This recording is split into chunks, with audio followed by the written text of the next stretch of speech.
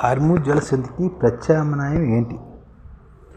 Pipeline ద్వారా చమురు దిగుమతులపై Gulf దేశాలు సమాలోచన చేస్తున్నాయన్నమాట. హార్మూజ్కు ప్రత్యామ్నాయంగా చేయాలనుకుంటున్నమాట. అమెరికా ఇరాన్ యుద్ధం కీలక హార్మూజ్ జలసంధిని ఇరాన్ తన నియంత్రణలో తీసుకోవడం, చమురు గ్యాస్ రవాణాకు తీవ్ర ఇబ్బంది నెలకొన్న నేపథ్యంలోని గల్ఫ్ దేశాలు ప్రత్యామ్నాయ మార్గాలపై దృష్టి పెట్టాయి. ఎలాంటి అవాంతరాలు లేకుండా చమురు గ్యాస్ ఎగుమతి చేసేందుకు ఉన్న అవకాశాలను కూడా గల్ఫ్ దేశాలు అన్వేషిస్తున్నాయి. హార్మూజ్ అవసరం లేని ఖరీదైన పైప్లైన్ ప్రాజెక్టు మళ్లీ పరిశీలిస్తున్నట్టు సమాచారం. 1980లో ఇరాన్ ఇరాక్ యుద్ధం సమయంలో సౌదీ అరేబియా 1200 కిలోమీటర్ల మేర ఈస్ట్ వెస్ట్ పైప్లైన్ నిర్మించింది. 1980లోని ఇరాన్ ఇరాక్ యుద్ధంలోనే సౌదీ అరేబియా 1200 కిలోమీటర్ల మేర ఈస్ట్ వెస్ట్ పైప్లైన్ నిర్మిస్తున్నారు. ఆ పైప్లైన్ ఇప్పటికీ కీలకంగా ఉంది. దీంతో రోజుకు 70 లక్షల బ్యారెల్ చమురును ఎర్ర సముద్రం తీరంలోని ఎన్బూ పోర్టుకు తరలిస్తున్నారు. ఈ పైప్లైన్ తమకు ప్రధాన ఎగుమతి మార్గమని సౌదీ ఆరామ్కో సీఈఓ కూడా చెప్పారన్నమాట.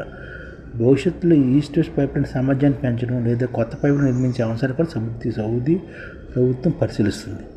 మరోవైపు భారత్ నుంచి గల్ఫ్ దేశాల మీదుగా యూరోప్ వెళ్లే ఐఎంఈసీ వాణిజ్య క్యాడర్ ప్రతిపాదన కూడా చర్చల్లో ఉంది.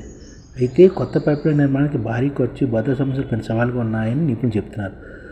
ప్రస్తుతం ఉన్న పైప్లైన్ సామర్థ్యాన్ని పెంచడం, ఎర్ర సముద్ర తీరం కొత్త ఎగుమతి పోర్టును అభివృద్ధి చేయడం వంటి తాత్కాలిక చర్యలపై గల్ఫ్ దేశాలు దృష్టి పెట్టారన్నమాట. ఈ విధంగా హార్మూజ్కు ప్రత్యామ్నాయం దృష్టి సారిస్తున్నారన్నమాట.